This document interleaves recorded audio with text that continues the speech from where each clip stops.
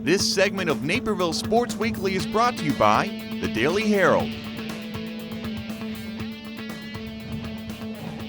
Roger, your team's sitting at 27-3 this year. Expectations were high for this group coming in, and I would imagine at this point you've kind of lived up to what you guys set out to do here at the early part of the season. Yeah, the guys were excited coming into the season, looking forward to that. Only after graduating only one senior last year, the guys kind of knew that we had some good experience, and we've got some talented young players as well as veterans that have been around for a few years. What would you say the biggest strength of this team is? I think our defense. We're pretty scrappy on the floor, and once we start keeping balls alive and giving our hitters transition opportunities, I think we have pretty strong hitting and smart hitters as well. So from there, it's just a matter of keeping that ball alive, and then getting those opportunities to get points. You mentioned smart players. You have quite a few players that have 2 and 3 years varsity experience, played as underclassmen at this level. I would imagine that kind of comes into it as well, being around the block a couple different times. Yeah, definitely. I mean, just getting scrappy play. Our setter, Dan Trumbacki, he's unbelievable. He's maybe a better libero than a defensive player than he is as a setter, but he is scrappy. He gets just as many digs as our libero does on any given night. And so between him and Raymond Chang and then the other guys just feeding off of those guys, like I said, we frustrate some teams. For you coming in first year as the varsity head coach, you've coached some of these guys on the JV level. What was that transition like for you, kind of off season and then kind of once the season started here this spring? Yeah, it's just like riding a bike pretty much. I was the head coach over at Naperville North for 6 years prior to this, and then I was the director at Sports Performance prior to that. So I've been used to having my program, running my show. So, just getting back in the flow of things as the head coach. Who would you say your maybe 1 or 2 biggest leaders are on this squad? I know you have a really talented upperclassman core. Yeah, I would say John Chizesky is a senior, he's a 4th-year starter. Dan Trumbacki, who's our setter, he's our 3rd-year starter. And then Jack Burton, who's a junior. He started last year as a sophomore. Those 3 guys are our core, along with Raymond. I mean, Raymond Chang on defense there is unbelievable. And and one of our biggest difference makers, I think, has been Michael Timmerberg in the middle. It's his 2nd year as a starter with the varsity, and he came in much improved this year too.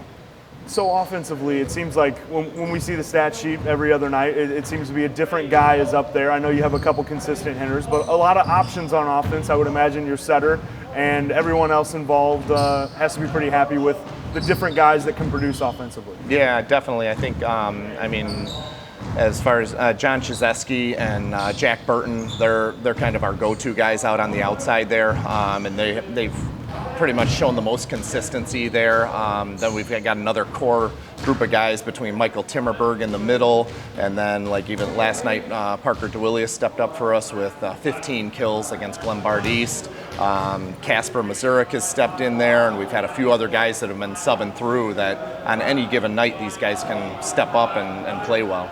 Now, something I want to ask you with somebody with your kind of experience head coaching in the area, both at the club level and high school, it seems to us with more boys playing volleyball and more athletes choosing this as their primary sport, the level of play has really increased in the state and in the area the past 10 years. I mean, is this the highest level of volleyball that you've seen at the high school level in your time coaching?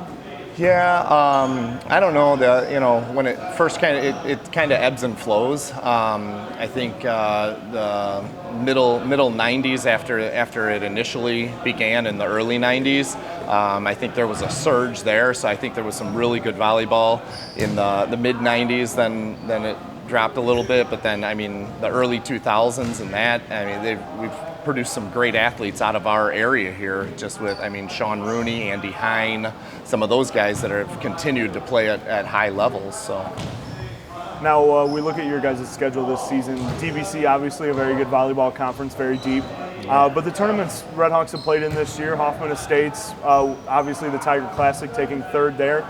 Do you think kind of having this veteran group, you kind of knew they would be ready for some of those challenges that those tournaments would present? Yeah, and I think, that was a lot of the guys' goals at the beginning of the year, was to finish in the top 2, top 3, wherever in all of our tournaments. And so by meeting that goal, the Hoffman Estates is usually a pretty nice warm-up for us, but then that Wheaton South tournament, I think, is one of the next best tournaments in the state besides the state series. And then we find another challenge over at Brother Rice, and then the Bennett tournament is nice because that includes a lot of our sectional teams. So we try to mix it up and get to see a lot of the state's talent through our variety of tournaments. Now you got the second half of the DVC schedule left, then the state series, otherwise tournament play is done. As a coach, what are you looking to as far as improvements for this squad over the next 2.5 weeks before the postseason starts? Yeah, and we still do have some tough competition coming up with our DVC schedule, just with Wheaton South. Naperville North played us tough the first time round.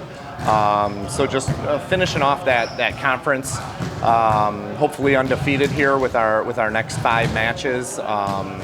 That was a goal of ours at the beginning of the season, was to be conference champs. So hopefully we can do our part, and it's up to Lake Park if they're going to do their part and split the title with us, or if we'll be the champs there. So just doing that, and then we kind of regroup, recollect ourselves, and make a push going into the state series. When it comes to that, what do you think the ceiling is for this team?